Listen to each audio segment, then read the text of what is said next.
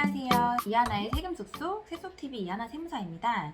지금 종부세가 굉장히 과열되고 있는 가운데 제가 기사를 봤는데 좀 아이러니했던 게 제 주변에는 굉장히 종부세 낸다는 분들 많으시거든요. 근데 실제로 정부에서 밝힌 거는 우리나라에 98%는 종부세를 걱정할 사람들이 아니다. 상 2%만 종부세 과세 대상이라고 하는데 정말 종부세 과세 대상이 정말 2%인지는 잘 모르겠어요.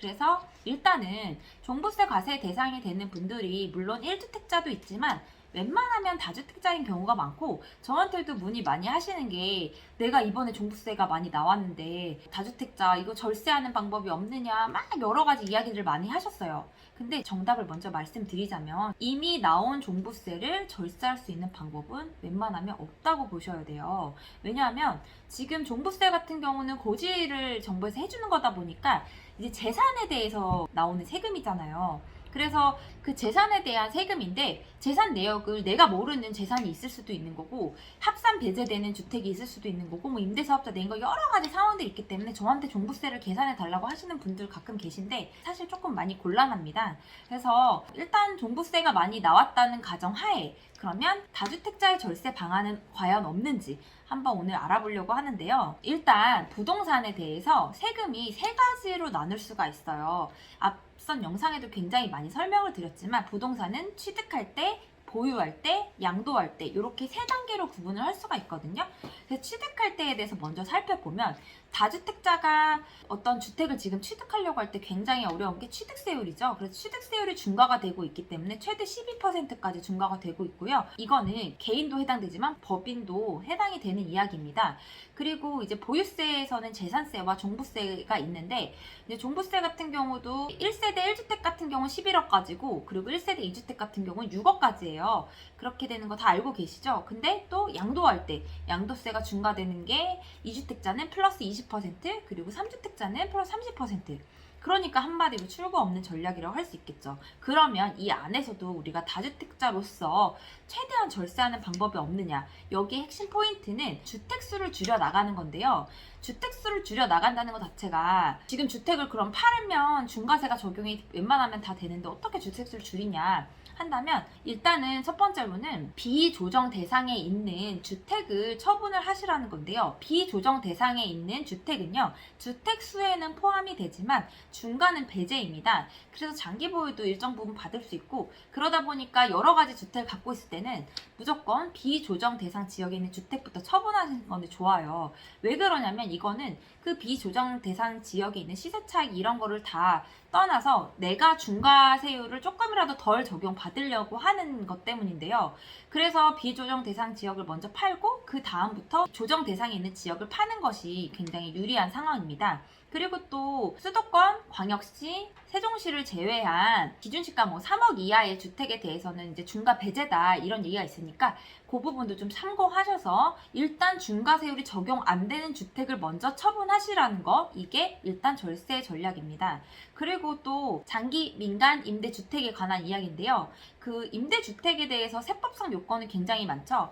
세무서와 구청에 둘 다 등록해야 되고요. 임대료 상한 5%도 되어 있어야 되고, 또 기준시가 뭐 3억 원 그리고 뭐 6억 원 이내에 주택에 대해서 어떤 정도 충족을 해야 되는데, 이 장기 민간 임대주택에 대해서 정부가 또 다른 칼을 내들었죠. 왜냐면 자진말소와 자동말소 그 두 가지의 형태를 또 만들어냈어요.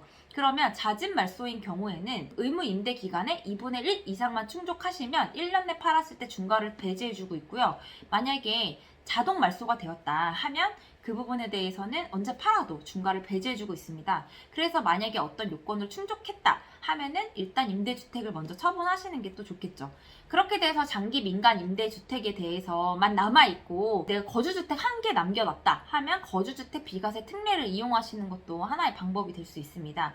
그래서 거주주택 비과세도 뭐 생애 1회밖에 안 된다 이렇게 해가지고 거주주택을 어떤 거를 이제 택하느냐에 따라서 양도세를 줄이냐 마느냐가 결정이 되겠죠.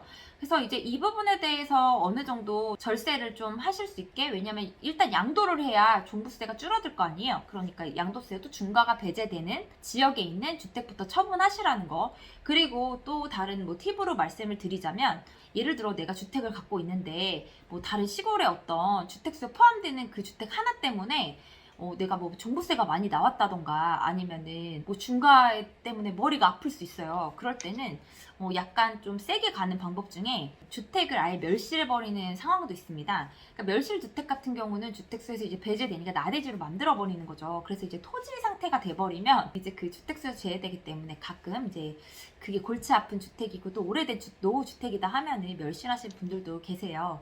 그리고 또 뭐 상가 주택 같은 경우도 뭐 1, 2층은 상가고 3, 4, 5층 뭐 주택인 경우 있잖아요. 1주택이면은 오히려 이 방법을 쓰면 안 되는데 다주택자 같은 경우는 이제 그 주택 부분을 상가로 용도 변경을 좀 하셔서 그렇게 아예 주택수에서 없애버리는 그런 케이스도 있습니다. 그래서 만약에 그렇게 한다 그러면 용도 변경 같은 경우도 사실상 세법에서 인정해 줄 때는 한 2년 정도는 지나야 돼요. 그래서 바로 용도 변경해서 뭔가를 정리하거나 이렇게는 안 되고 용도 변경 그 과정도 쉽지는 않거든요. 뭐 허가도 받아야 되고 여러 가지 건축적인 문제가 있으니까 그 부분도 잘 일단 계획을 짜셔가지고 변경을 하시거나 그래서 일단 핵심은 주택수를 줄이라는 거 이제 그게 가장 핵심 포인트라고 생각이 듭니다. 그리고 또 뭐 말씀을 드릴 수 있는 거는 양도세 같은 경우는 이제 연도별 합산과세예요. 그러니까 혹시라도 그러니까 요새 같은 경우는 해당 사항이 거의 없겠지만 만약에 손해가 나는 주택이 또 생긴다. 이제 뭐 부동산 시장이 어떻게 변할지 모르잖아요. 그러니까 뭐 꼭지에서 샀는데 뭐 어쩔 수 없이 뭐 바닥에서 팔아야 되는 물론 그런 상황이 오면 안 되겠지만 그렇게 됐을 때 손실이 났다 하면은 손실 난 내에 이익 난 것까지 같이 팔아버리면 차손과 차익이 통산돼서 조금 세금을 좀 줄이는데 일조를 할 수 있을 것 같아요. 이거는 이제 항상 이제 법이 바뀌기 전에 일반적인 이야기들이었거든요. 그래서 이 부분까지 참고하시면 아무래도 다주택자의 좀 절세 전략에 좀 도움이 될 거라고 생각을 합니다. 그리고 이제 다주택자 중에서도 이거는 많이 또 알고 계시는 것 중에 하나인데 일시적 2주택 특례 규정을 활용하시는 분들도 있어요. 이번에 생긴 사례 중에 종부세가 많이 나왔는데 자기는 몰랐다 이러는데 이제 자기도 모르는 사이 또 상속받은 주택이 있을 수도 있고요. 이제 일시적으로 2주택이 된 분들이 있으시잖아요. 이제 그런 케이스에서 보면은 뭐 노부모를 동거 봉양하기 위해서 세대를 합친다던가 아니면 뭐 혼인으로 인해서 이제 세대를 합침으로써 혼인은 5년 그리고 동거 봉양은 10년. 그래서 먼저 양도하는 주택에 대해서는 비과세 혜택을 주고 있고요. 그리고 또 상속 같은 경우에는 상속으로 인해서 이렇게 2주택자가 됐어요. 2주택자가 된다 그러면 그 상속받은 주택 말고 내 기존 주택을 팔았을 때 이 부분은 비과세를 해줍니다. 만약에 상속이랑 그 내 주택이랑 둘 중에서 상속주택을 팔면 그거는 과세 대상이에요.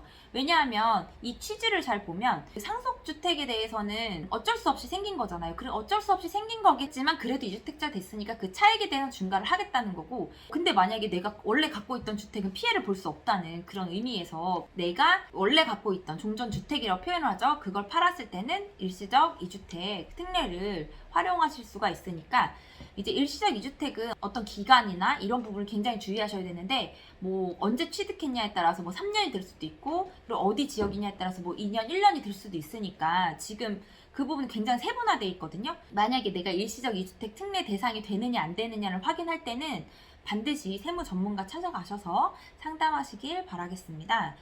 오늘 한번 그 다주택자 절세 전략에 대해서 한번 이야기해봤는데요. 많이 알고 계실 수도 있고 한데 실제로 제가 요새 봤을 때 어쩔 수 없이 양도하시는 분들이 많으셨는데요. 그분들 너무 안타깝더라고요. 왜냐하면 양도세 신고를 하실 때 저는 항상 양도 물건에 대해서 한번 내역을 받아보거든요. 근데 이거 먼저 팔았으면 더 좋았을 걸이라는 케이스가 너무 많아요. 왜냐하면 지금 양도세 중과가 3주택 같은 경우는 보통 플러스 30%다 보니까 차익이 좀 났을 때 내가 일반 세율이 한 뭐 35% 구간이라면 65%에 플러스 10% 그러니까 70%가 넘는 금액이 해당이 되다 보니까 너무 아까운 경우가 많아서 그런 마음에서 이 영상을 한번 준비해 봤습니다. 많은 분들이 좀 영상이 많이 도움되셨으면 좋겠습니다. 오늘 영상은 여기서 마치도록 하겠습니다. 감사합니다.